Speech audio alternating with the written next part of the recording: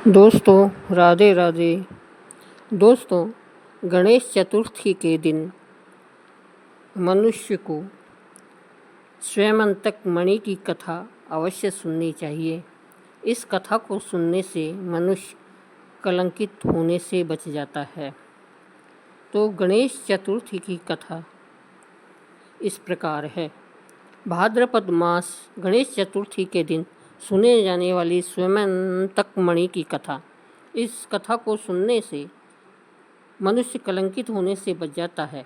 अगर कलंक लगा भी ही रहता है तो समाप्त हो जाता है।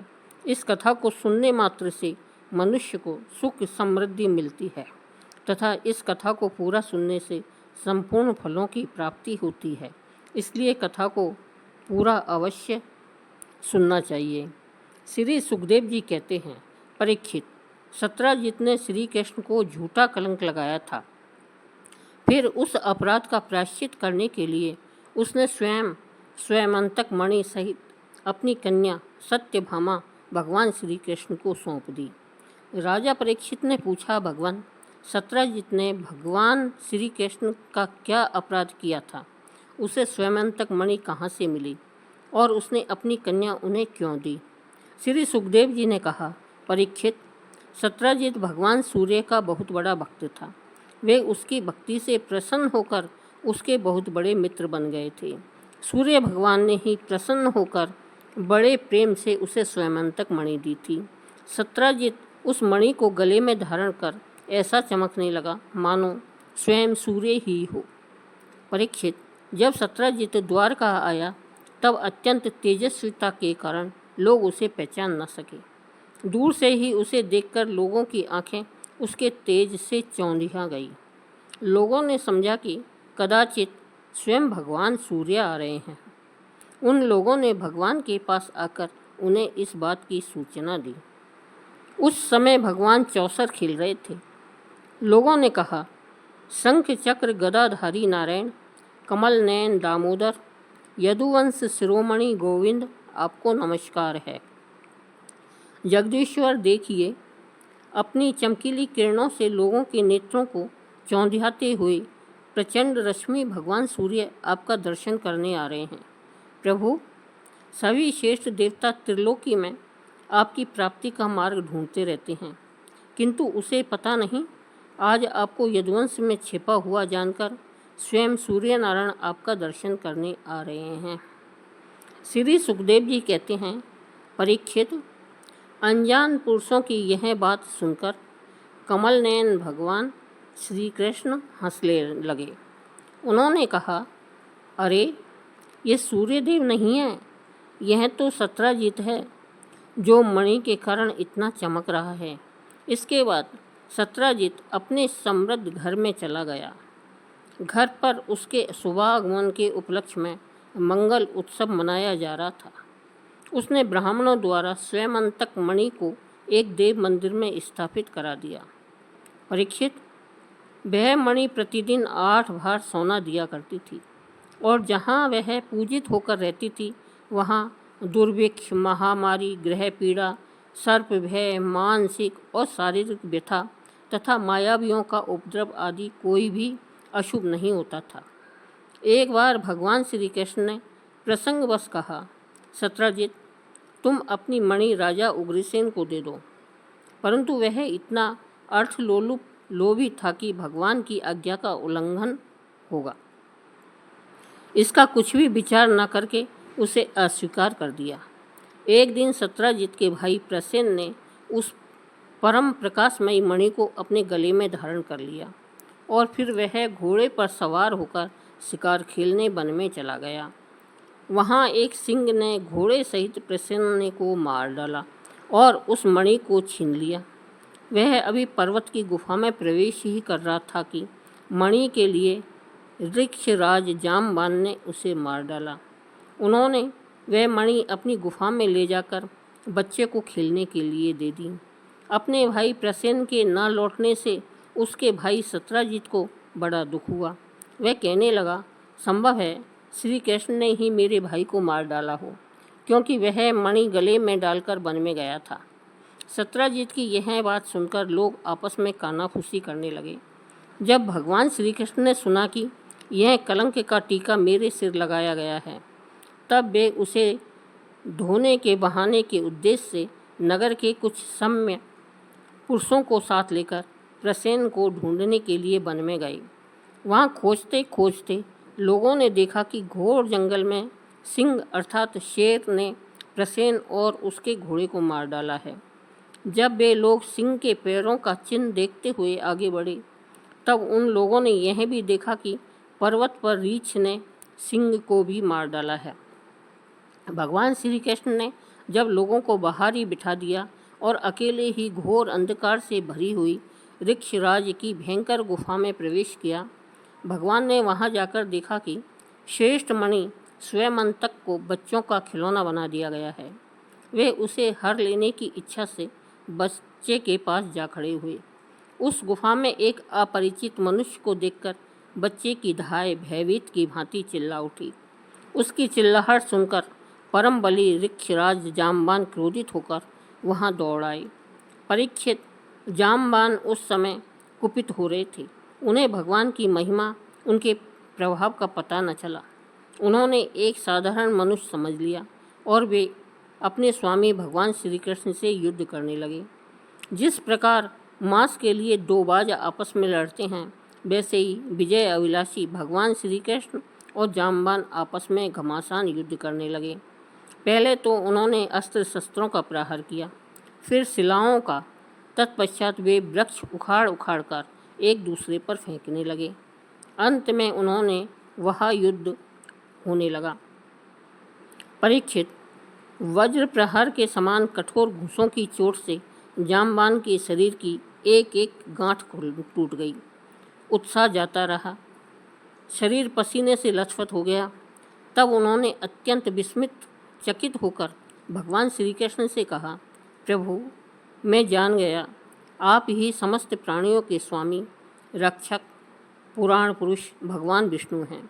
आप ही सबके प्राण, इंद्रिय बल, मनोबल और शरीर बल हैं। आप विश्व के रचयिता ब्रह्मा आदि को भी बनाने वाले हैं। बनाए हुए पदार्थों में भी सत्ता रूप से आप ही विराजमान हैं। काल के कितने भी अवयव हैं, उनके नियामक परम काल आप ही हैं और शरीर भेद से भिन्न भिन्न प्रतीयमान अंतर आत्माओं के परम आत्मा भी आप ही हैं। प्रभु, मुझे स्मरण है आपने अपने नेत्रों में तनिक सा क्रोध का भाव लेकर तिरछी दृष्टि से समुद्र की ओर देखा था। उस समय समुद्र के अंदर रहने वाले बड़े बड़े नाग अर्थात घड़ियाल और मगरमच्छ क्षुब्ध हो गए थे और समुद्र ने आपको मार्ग दे दिया था। तब आपने उस पर सेतु बांधकर सुंदर यश की स्थापना की तथा लंका का विध्वंस किया। आपके बाणों से कट कट कर राक्षसों के सिर पृथ्वी पर लौट रहे थे। अवश्य ही आप मेरे वे ही राम श्री कृष्ण के रूप में आए हैं। जब ऋक्षराज जामवान ने भगवान को पहचान लिया, तब कमल नयन श्री कृष्ण ने अपने परम कल्याणकारी शीतल कर कमल को उनके शरीर पर फेर दिया और फिर अहूत की कृपा से भरकर प्रेम गंभीर वाणी से अपने भक्त जामवान जी से कहा, ऋक्षराज, हम मणि के लिए ही तुम्हारी इस गुफा में आए हैं। इस मणि के द्वारा मैं अपने पर लगे झूठे कलंक को मिटाना चाहता हूँ। भगवान के ऐसा कहने पर जामवान बड़े आनंद से उनकी पूजा करने के लिए अपनी कन्या कुमारी जामवंती को मणि के साथ उनके चरणों में समर्पित कर दिया। भगवान श्री कृष्ण जिन लोगों को गुफा के बाहर छोड़ गए थे, उन्होंने 12 दिन तक उनकी प्रतीक्षा की, परंतु जब उन्होंने देखा कि अब तक वे गुफा से नहीं निकले, तब वे अत्यंत दुखी होकर द्वारका लौट गए। वहाँ जब माता देवकी, रुक्मणी, वसुदेव जी तथा अन्य संबंधियों और कुटुंबियों को यह मालूम हुआ कि श्री कृष्ण गुफा से नहीं निकले, तब उन्हें बड़ा शोक हुआ। सभी द्वारकावासी अत्यंत दुखित होकर सत्राजित को भला बुरा कहने लगे और भगवान श्री कृष्ण की प्राप्ति के लिए महामाया दुर्गा देवी के शरण गए, उनकी उपासना करने लगे। उनकी उपासना से दुर्गा देवी प्रसन्न हुई और उन्होंने आशीर्वाद दिया उसी समय उनके बीच में मणि और अपनी नववधू जामवती के साथ सफल मनोरथ होकर श्री कृष्ण सबको प्रसन्न करते हुए प्रकट हो गए। सभी द्वारकावासी भगवान श्री कृष्ण को पत्नी के साथ और गले में मणि धारण किए हुए देखकर परमानंद में मग्न हो गए, मानो कोई मरकर लौट आया हो। तदंतर भगवान ने सत्यजित को राजसभा में महाराज उग्रसेन के पास बुलवाया और जिस प्रकार मणि प्राप्त हुई थी वह सब कथा सुनाकर उन्होंने वह मणि सत्यजित को सौंप दी। सत्यजित अत्यंत ही लज्जित हो गया। मणि तो उसने ले ली, परंतु उसका मुंह नीचे की ओर लटक गया। अपने अपराध पर उसे बड़ा पश्चाताप हो रहा था। किसी प्रकार वह अपने घर पहुंचा। उसके मन की आंखों के सामने निरंतर अपना अपराध नाचता रहता। बलवान के साथ विरोध करने के कारण वह भयभीत भी हो गया था। अब वह यही सोचता रहता कि मैं अपने अपराध का मार्जन कैसे करूं, मुझ पर भगवान श्री कृष्ण कैसे प्रसन्न हों, मैं ऐसा कौन सा काम करूं जिससे मेरा कल्याण हो और लोग मुझे कोसे भी नहीं। सचमुच मैं अदूरदर्शी क्षुद्र हूँ। धन के लोभ में मैं बड़ी मूढ़ता का काम कर बैठा। अब मैं रमणियों के रत्न के समान अपनी कन्या सत्यभामा और वह स्वयंतक मणि दोनों ही श्री कृष्ण को दे दूं। यह उपाय बहुत अच्छा है। इसी से मेरे अपराध का मार्जन हो सकता है और कोई उपाय नहीं हो सकता। सत्यजित ने अपनी विवेक बुद्धि से ऐसा निश्चय करके स्वयं ही इसके लिए उद्योग किया और अपनी कन्या तथा स्वयंतक मणि दोनों ही ले जाकर श्री कृष्ण को अर्पण कर दी।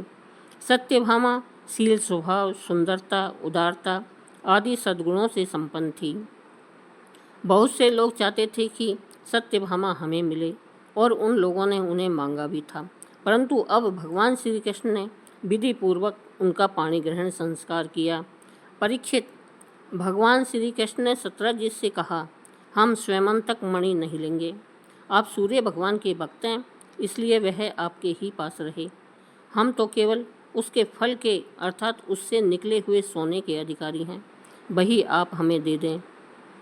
श्री सुखदेव जी कहते हैं, परीक्षित, यद्यपि भगवान श्री कृष्ण को इस बात का पता था कि लाक्षागृह की आग से पांडवों का बाल भी बांका नहीं हुआ है, तथापि जब उन्होंने सुना कि कुंती और पांडव जल मरे, तब उस समय का कुल परंपरा उचित व्यवहार करने के लिए वे बलराम जी के साथ हस्तिनापुर गए। वहां जाकर भीष्म पितामह, कृपाचार्य, विदुर, गांधारी और द्रोणाचार्य से मिलकर उनके साथ संवेदना सहानुभूति प्रकट की और उन लोगों से कहने लगे, हाय हाय, यह तो बड़े दुख की बात हुई। भगवान श्री कृष्ण के हस्तिनापुर चले जाने से द्वारका में अक्रु और कृतवर्मा को अवसर मिल गया। उन लोगों ने सत्यधनवा से आकर कहा, तुम सत्यजित से मणि क्यों नहीं छीन लेते? सत्यजित ने अपनी श्रेष्ठ कन्या का विवाह हमसे करने का वचन दिया था और अब उसने हम लोगों का तिरस्कार करके उसे श्री कृष्ण के साथ ब्याह दिया है। अब सत्यजित भी अपने भाई प्रसेन की तरह क्यों ना यमपुरी में जाए। सत्यधनवा पापी था और अब तो उसकी मृत्यु भी उसके सिर पर नाच रही थी। अक्रु और कृतवर्मा इस प्रकार बहकाने पर सत्यधनवा उनकी बातों में आ गया और उस महादुष्ट ने लोभवश सोए हुए सत्यजित को मार डाला। इस समय स्त्रियां अनाथ के समान रोने चिल्लाने लगी, परंतु सत्यधनवा ने उनकी ओर तनिक भी ध्यान नहीं दिया। जैसे कसाई पशुओं की हत्या कर डालता है, वैसे ही वह सत्यजित को मारकर और मणि लेकर वहां से चंपत हो गया। सत्यभामा जी को यह देखकर कि मेरे पिता मार डाले गए हैं, बड़ा शोक हुआ और वे हाय पिताजी, मैं मारी गई, इस प्रकार पुकार पुकार कर विलाप करने लगी। बीच बीच में बेहोश हो जाती और होश में आने पर फिर विलाप करने लगती। इसके बाद उन्होंने अपने पिता के शव को तेल के कढ़ाई में रखवा दिया और आप हस्तिनापुर गई। उन्होंने बड़े दुख से भगवान श्री कृष्ण को अपने पिता की हत्या का वृतांत सुनाया। यद्यपि इन बातों को भगवान श्री कृष्ण पहले से ही जानते थे। परीक्षित, सर्वशक्तिमान भगवान श्री कृष्ण और बलराम जी ने सब सुनकर मनुष्यों की सी लीला करते हुए अपनी आंखों में आंसू भर लिए और विलाप करने लगे कि अहो, हम लोगों पर तो बहुत बड़ी विपत्तियाँ पड़ी है। इसके बाद भगवान श्री कृष्ण सत्यभामा जी और बलराम जी के साथ हस्तिनापुर से द्वारका लौट आए और सतधनवा मारने तथा उससे मणि छीनने का उद्योग करने लगे। जब सतधनवा को यह मालूम हुआ कि भगवान श्री कृष्ण मुझे मारने का विचार कर रहे हैं, तब वह बहुत डर गया और अपने प्राण बचाने के लिए उसने कृतवर्मा से सहायता मांगी।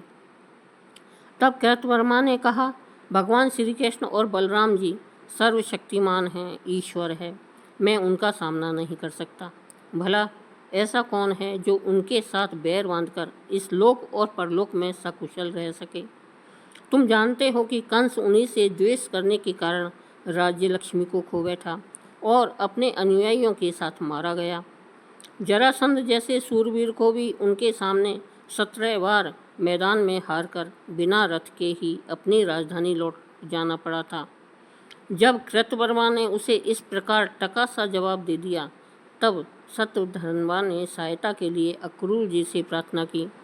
उन्होंने कहा, भाई, ऐसा कौन है जो सर्वशक्तिमान भगवान का बल पौरुष जानकर भी उनसे बैर विरोध ठाने, जो भगवान खेल खेल में ही इस विश्व की रचना, रक्षा और संहार करते हैं तथा जो कब क्या करना चाहते हैं, इस बात को माया से मोहित ब्रह्मा आदि विश्व विधाता भी नहीं समझ पाते, जिन्होंने 7 वर्ष की अवस्था में, जब वे निरे बालक थे, एक हाथ से ही गिरिराज गोवर्धन को उखाड़ लिया और जैसे नन्हे नन्हे बच्चे बरसाती छत्ते को उखाड़ हाथ में ले लेते हैं, वैसे ही खेल खेल में 7 दिनों तक उसे उठाए रखा।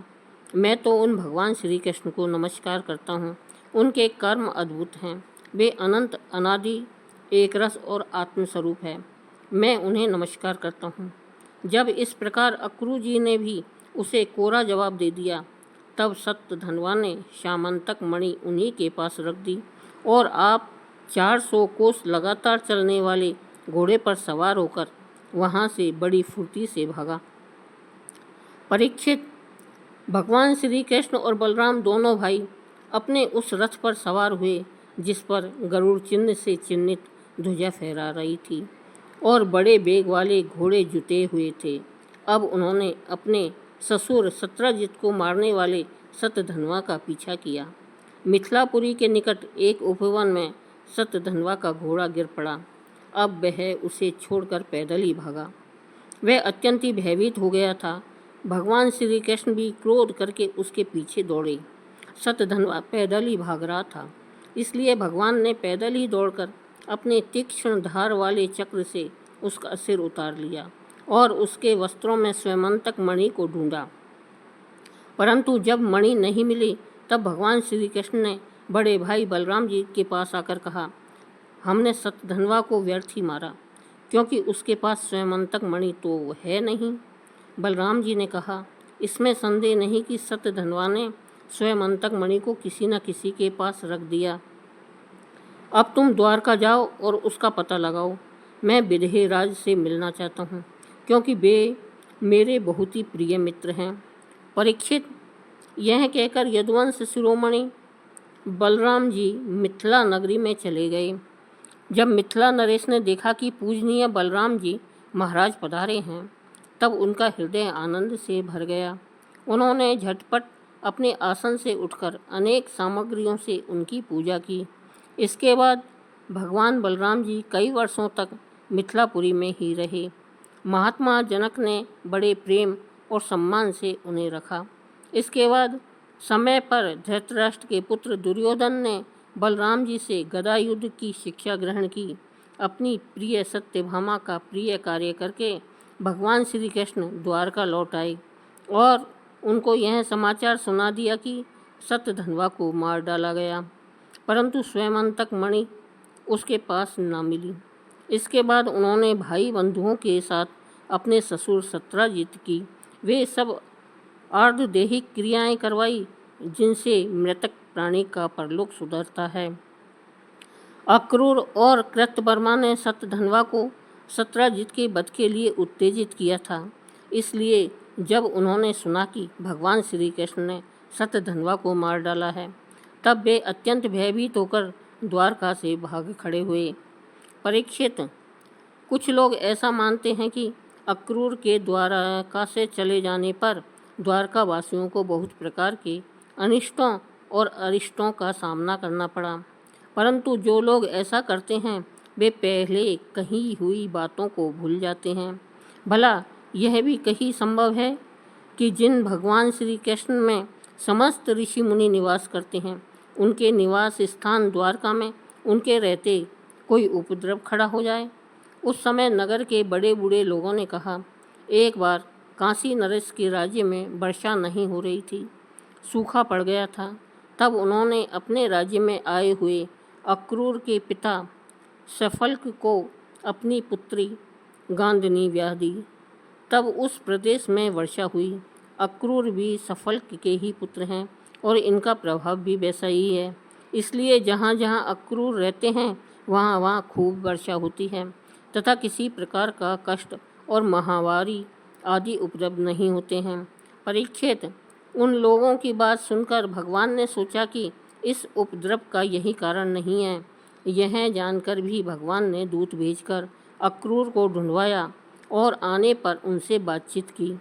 भगवान ने उनका खूब स्वागत सत्कार किया और मीठी मीठी प्रेम की बातें कहकर उनसे संभाषण किया। परीक्षित, भगवान सबके चित्त का एक एक संकल्प देखते रहते हैं, इसलिए उन्होंने मुस्कुराते हुए अक्रूर से कहा, चाचा जी, आप दान धर्म के पालक हैं। हमें यह बात पहले से ही मालूम है कि सतधनवा आपके पास वह स्वमंतक मणि छूट गया है, जो बड़ी ही प्रकाशवान और धन देने वाली है। आप जानते ही हैं कि सत्रजीत के कोई पुत्र नहीं है, इसलिए उनकी लड़की के लड़के उनके नाती ही उन्हें तीजांजलि और पिंडदान करेंगे, उनका ऋण चुकाएंगे और जो कुछ बचा रहेगा उसके उत्तराधिकारी होंगे। इस प्रकार शास्त्रीय दृष्टि से यद्यपि स्वमंतक मणि हमारे पुत्रों को ही मिलनी चाहिए, तथापि वह मणि आपकी ही पास रहे क्योंकि आप बड़े व्रतनिष्ठ और पवित्र आत्मा हैं तथा दूसरों के लिए उस मणि को रखना अत्यंत कठिन भी है। परंतु हमारे सामने एक बहुत बड़ी कठिनाई यह आ गई है कि हमारे बड़े भाई बलराम जी मणि के संबंध में मेरी बात का पूरा विश्वास नहीं करते। इसलिए महाभाग्यवान अक्रूर जी, आप वह मणि दिखाकर हमारे इष्ट मित्र बलराम जी, सत्यभामा और जामवंती का संदेह दूर कर दीजिए और उनके हृदय में शांति का संचार कीजिए। हमें पता है कि उसी मणि के प्रताप से आजकल आप लगातार ही ऐसे यज्ञ करते रहते हैं जिसमें सोने की बेदियां बनती है। परीक्षित, जब भगवान श्री कृष्ण ने इस प्रकार सांत्वना देकर उन्हें समझाया बुझाया, तब अक्रूर जी ने वस्त्र में लपेटी हुई सूर्य के समान प्रकाशमान वह मणि निकाली और भगवान श्री कृष्ण को दे दी। भगवान श्री कृष्ण ने वह स्वयंतक मणि अपने भाइयों को दिखाकर अपना कलंक दूर किया और उससे अपने पास रखने में समर्थ होने पर भी उन्हें अक्रूर जी को लौटा दिया। सर्वशक्तिमान सर्वव्यापक भगवान श्री कृष्ण के पराक्रम से परिपूर्ण यह आख्यान समस्त पापों, अपराधों और कलंकों का मार्जन करने वाला तथा परम मंगलमय है। जो भाद्रपद मास शुक्ल पक्ष गणेश चतुर्थी के दिन इस कथा को पढ़ता है, सुनता है अथवा स्मरण करता है, वह हर प्रकार की अपकीर्ति और पापों से मुक्त होता है। बोलो श्री कृष्ण भगवान की जय। बोलो गणेश जी महाराज की जय।